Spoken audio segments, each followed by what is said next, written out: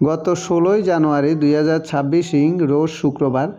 আমি এবং আমার কিছু ভেটেরিনারিয়ান বন্ধুসহ ফ্যামিলিসহ বেড়াতে গিয়েছিলাম চট্টগ্রামের ভাটিয়ারীতে অবস্থিত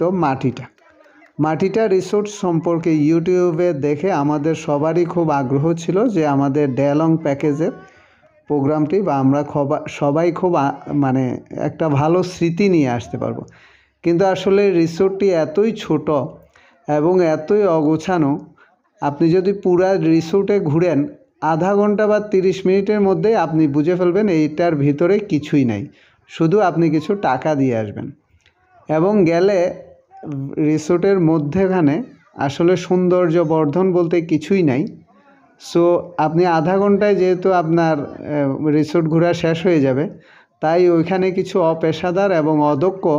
গাইড পাবেন যারা আপনাদেরকে নিয়ে কিছু হাস্যকর অ্যাক্টিভিটিস বা খেলাধুলা করাবে।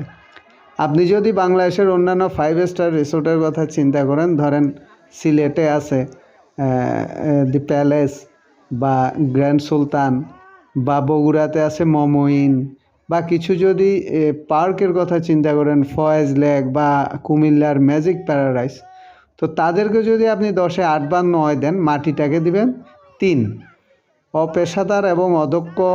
গাইড আপনাদেরকে এরকম হাস্যকর কিছু অ্যাক্টিভিটিস করাবে, যেটা আমরা আসলে এখন